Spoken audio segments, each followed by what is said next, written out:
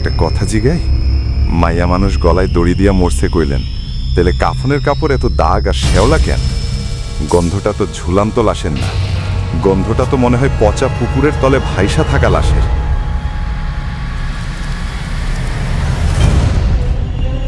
আরিফ, তুই কি লাশ বইতে আইসোস নাকি পুলিশের দালালি করতে? দড়িতে ঝুইলা ছিল ঠিকই, নামানোর সময় দড়ি ছিঁড়া খালের কাদায় পড়ছিল, তাই এত কাদা। তোর বিশ্বাস না হইলে চইলা যা, অন্য লোক পামু।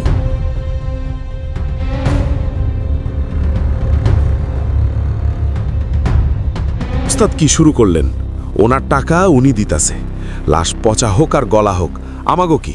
চলেন ধরি, রাত বাড়তাছে, এমনি গা ছমছম করে এই জায়গায়।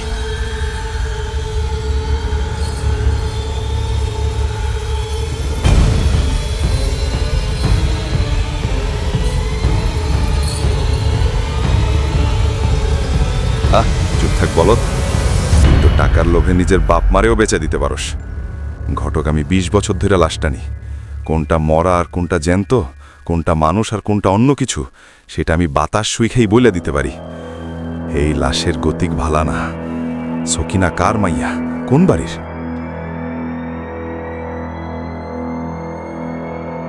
সকিনা জারি হোক, এখন সে তোদের জিম্মায়। তার কোনো দাবিদার নাই, ওয়ারিশও নাই। শোন আরিফ, সব লাশের ঠিকানা থাকে না, এরও নাই। তোদের কাজ হইল সোজা ওই শ্যাওলা দিঘির পাড় দিয়া গোরস্থানে লইয়া যাওয়া।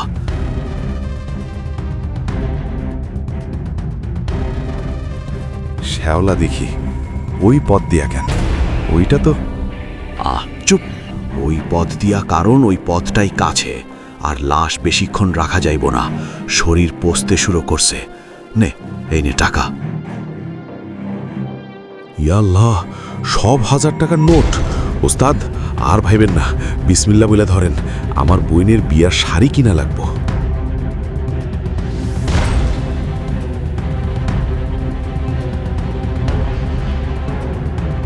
টাকার গন্ধ তোর নাক বোতা করে দিছে সেলিম।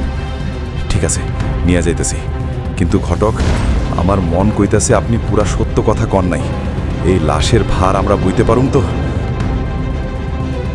ভার শরীরের হয় না আরিফ, ভার হইল পাপের। তোরা যদি নিয়ম মানুষ, কিচ্ছু হইব না। 2টা কথা মনে রাখবি। 1, যা কিছুই শুনস বা দেখস পিছনে তাকাবি না। আর 2, জান বাইর হইয়া গেলেও লাশ মাটিতে নামাবি না। যদি নামাস, তাইলে এই সকিনা তোদের সাথে তোদের বাড়িতে যাইব।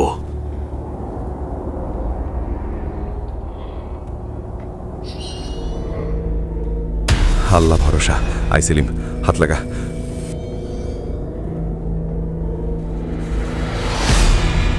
ওস্তাদ, আপনি সামনে থাকেন, আমি জোয়ান মানুষ পিছে থাকি।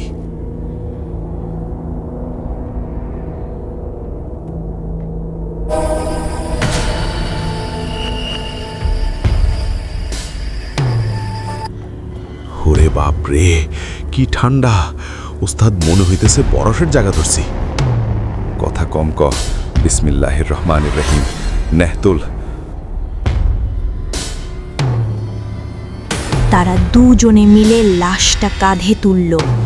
কাঁধে তোলার সাথে সাথে আরিফ অনুভব করল লাশের ওজন স্বাভাবিকের চেয়ে অনেক কম, যেন কাফনের ভেতরে শুধু হাড়গোড়, কোনো মাংস নেই।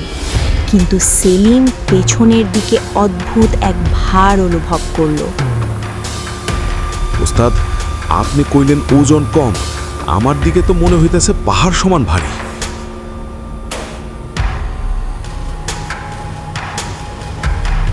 চুপ থাক, দম ধইরা হাট, আর খবরদার চোখের মনি এদিক সেদিক করবি না। তারা হাঁটতে লাগলো। তাদের পায়ের শব্দ শুকনো পাতার উপর মরমর করে বাজতে লাগলো। রফিক ঘটক তাদের চলে যাওয়া পথের দিকে তাকিয়ে রইল। অন্ধকারে তার সাদা চোখটা এবার দপ করে জ্বলে উঠল। যা, নিয়া যা। সকিনার খিদা অনেক দিনের। আজ রাইতে তোদের দুজনের একজনের ঘাড় মটকাইব। দেখা যাক কে বাঁচে, অভিজ্ঞতা নাকি লোভ। রফিক ঘটক পেছনের অন্ধকারে মিলিয়ে গেল।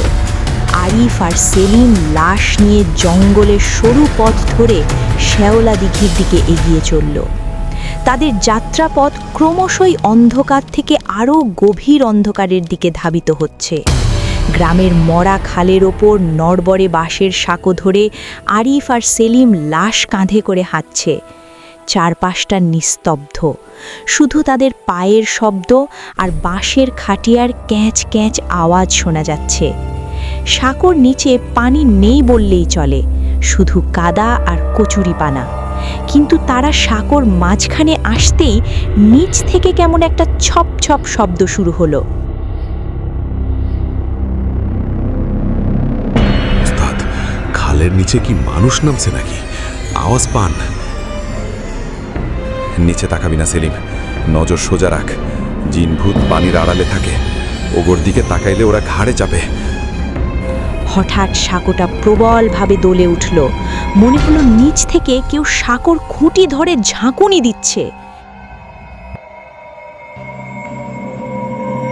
ওস্তাদ, পড়ে গেলাম ওস্তাদ। সেলিম, পা ফাঁক কর, শক্ত করে দাঁড়া, আল্লাহরে ডাক।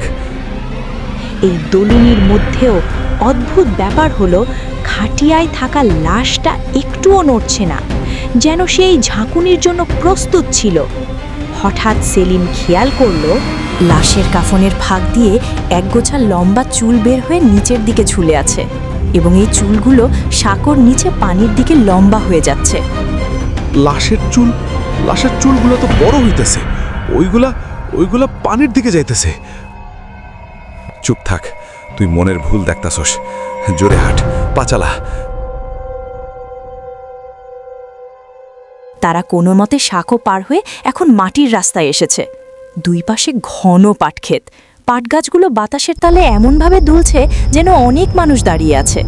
হঠাৎ লাশের শরীর থেকে পচা গন্ধটা চলে গেল, তার বদলে ভেসে এলো কড়া হাসনা হেনা ফুলের গন্ধ। ওস্তাদ, গন্ধটা তো পাল্টে গেছে। কি সুন্দর বাসনা, শরীরটা জুড়ায় গেল। কিন্তু ওস্তাদ, লাশটা যেন ক্রমেই ভারী হইতেছে। মনে হইতেছে কাঁধে পাহাড় নিয়ে আসি। সাবধান সেলিম, এটা নিশির ডাকের মাখন। ও তোরে ভুল বুঝাইয়া ক্লান্ত করতেছে, যাতে তুই ওরে নামাস। খবরদার, নামাবি না। ওস্তাদ, আমার দম বন্ধ হয়ে আসতেছে। মনে হইতেছে আমার বুকের হাড় ভাঙা যাইব। আমি আর এক কদমও আগাইতে পারবো না। ওস্তাদ, একটু জিরান দেই। না, খবরদার, আর মাত্র আধা মাইল সহ্য কর সেলিম। না ওস্তাদ, আমার জান আগে, আমি আর পারবো না। সেলিম আর পারল না। আরিফের নিষেধ অমান্য করে সে পেছনের কাঁধ থেকে খাটিয়াটা ধপাস করে মাটিতে ফেলে দিল। খাটিয়া মাটিতে পড়ার সাথে সাথে চারদিকে ঝিঝি পোকার ডাক বন্ধ হয়ে গেল। এক অদ্ভুত নিস্তব্ধতা নেমে এলো। আরিফও বাধ্য হয়ে সামনের দিকটা নামালো।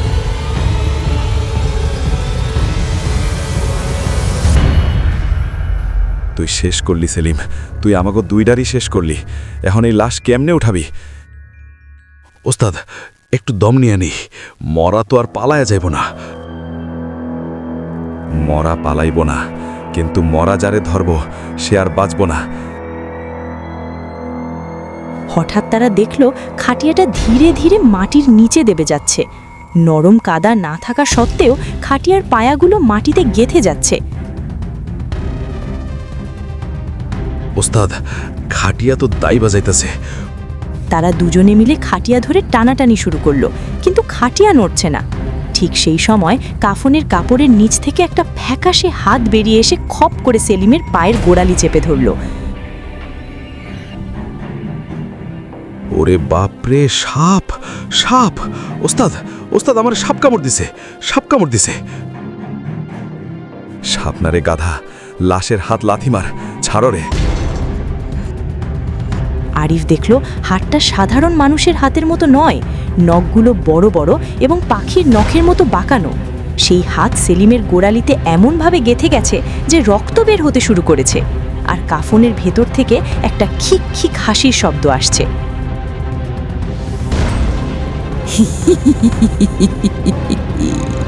তোর বসার খুব শখ না রে? এখন মাটির নিচে আমার লগে বইসা থাক, আর ওঠা লাগবো না। ওস্তাদ ওস্তাদ, আমি মাটির নিচে দাই বাজাইতেছি, আমার পা গিল্লা খাইতেছে, আমারে বাঁচান ওস্তাদ। দেবে গেছে। লাশের সেই নখওয়ালা হাতটি তার গোড়ালি খামচে ধরে তাকে পাতালের দিকে টানছে। সেলিম যন্ত্রণায় চিৎকার করছে। আরিফ বুঝতে পারছে সাধারণ শক্তি দিয়ে এই প্রেতাত্মার সাথে পারা যাবে না। ওস্তাদ, আমার হাড় গুঁড়া হয়ে যাইতেছে, আমি আমি আর পারলাম না, আমারে কাইটা ফালায়া আপনি ফালায়া যান। চুপ থাক পাগল, তোরে রাইখা আমি যামু না। আরিফ তার পকেট থেকে এক কৌটা পোড়া চুন বের করলো। সে জানে লাশরা চুন ভয় পায়। চুন হাড় পুড়িয়ে দেয়। আরিফ সে চুন লাশের হাতে এবং সেলিমের পায়ে মাখিয়ে দিল। চুন লাগানোর সাথে সাথে মাংস পোড়ার মতো চরচর শব্দ হতে লাগলো এবং লাশের গা থেকে এক প্রকার ধোঁয়া বের হতে শুরু করলো। হ্যালো, জইলা গেল, কিন্তু আমি আবার আসমু, গরস্থানে আবার আসমু। লাশের হাতটি এক ঝটকায় সেলিমকে ছেড়ে দিল। সেলিম ছিটকে কাদায় পড়ল, কিন্তু আশ্চর্যের বিষয়, ছাড়া পাওয়ার পরও খাটিয়ায় শুয়ে থাকা লাশটি এবার নিজে নিজেই উঠে বসল। আর শুইয়া থাকিস না, খাটিয়া ধর। এই মরা জ্যান্ত হয়ে গেছে, ওরে কবরে না নামানো পর্যন্ত এই বিপদ কাটবো না। উঠ, কাঁধ লাগা।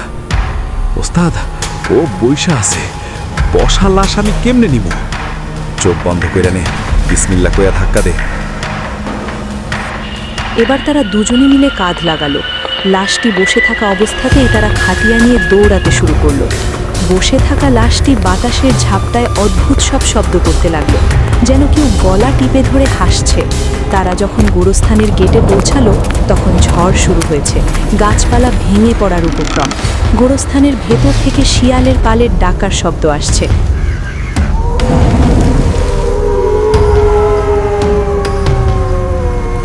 কিন্তু গেটের সামনে দাঁড়িয়ে তারা থমকে গেল। গেটটা তালা দেওয়া, অথচ রফিক ঘটক বলেছিল সব খোলা থাকবে। ওস্তাদ, গোরস্থানের গেটে তো তালা মারা, এখন কি করব? লাশ নামাবো। খবরদার, নামাইলে আর রক্ষা নাই, লাথিমার তালা ভাঙ। সেলিম গায়ের সমস্ত শক্তি দিয়ে গেটে লাথি মারতে লাগলো, কিন্তু তালা ভাঙল না। কিন্তু সেই সময় তাদের কাঁধের ওপর বসে থাকা লাশটা তার ঘাড় ঘুরিয়ে পেছনের দিকে তাকালো, অর্থাৎ সরাসরি সেলিমের মুখের দিকে। ওস্তাদ, ও আমার দিকে তাকাইছে। ওস্তাদ, ওর তো মুখ নাই, ওর মুখে শুধু চামড়া, চোখ, নাক, কান কিচ্ছু নাই, একদম সমান। ওস্তাদ, সেলিম, ওরে দেখবি না তুই, গেট খুল। হঠাৎ গোরস্থানের ভেতর থেকে একটা ছায়ামূর্তি দৃঢ় পায়ে গেটের দিকে এগিয়ে এলো। এটা রফিক ঘটক, কিন্তু তার পা মাটির ওপর নেই, সে ভাসছে। দেরি কইরা ফালাইলি আরিফ, অনেক দেরি কইরা ফালাইলি। আমার সকিনা অপেক্ষা করতে পছন্দ করে না। রফিক ঘটক হাত দিয়ে স্পর্শ করতেই তালাটা মোমের মতো গলে পড়ে গেল এবং গেট খুলে গেল। আরিফ এবং সেলিম লাশ নিয়ে কবরের পাশে দাঁড়ালো। কবরটা স্বাভাবিকের চেয়ে অনেক বেশি গভীর। টর্চ মারলেও কবরের তলা দেখা যাচ্ছে না, শুধু অন্ধকার। সেলিম, সাবধান, এই কবরের কোনো ঠিক ঠিকানা নাই।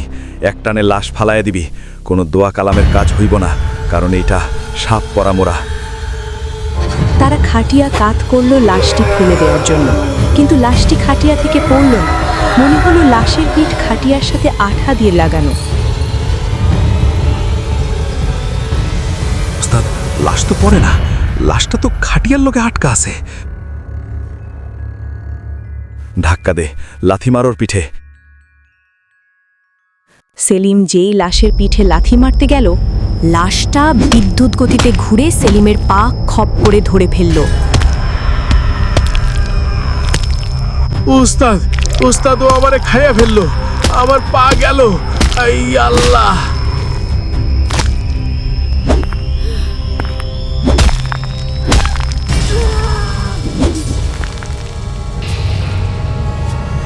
মাটি দে সেলিম, জলদি মাটি দে।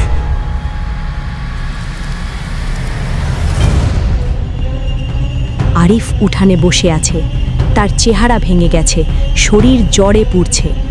গ্রামের মোল্লা তার মাথায় পানি পট্টি দিয়েছে, কিন্তু জ্বর এখনো কমেনি। ওস্তাদ সেলিম কই? ওরে তো কয়দিন থাইকা দেই না। হ্যাঁ সেলিম, আছে আবার নাই।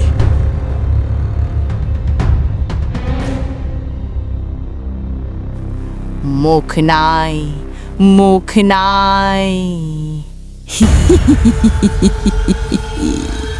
ঘটনাটি ধামাচাপা পড়ে গেলেও গ্রামের মানুষ জানে ওই রাতে গোরস্থানে কি হয়েছিল। পরে খোঁজ নিয়ে জানা গিয়েছিল রফিক ঘটক নামের কেউ এই গ্রামে ছিল না। 10 বছর আগে রফিক নামের এক লোক ওই তেঁতুল গাছে গলায় দড়ি দিয়ে মারা গিয়েছিল। সে নিজের বউ সকিনাকে খুন করে সেখানে পুঁতে রেখেছিল। আরিফ আর সেলিম আসলে লাশ দাফন করতে যায়নি, তারা গিয়েছিল এক অভিশপ্ত অতৃপ্ত আত্মাকে তার খুনি স্বামীর কাছে পৌঁছে দিতে।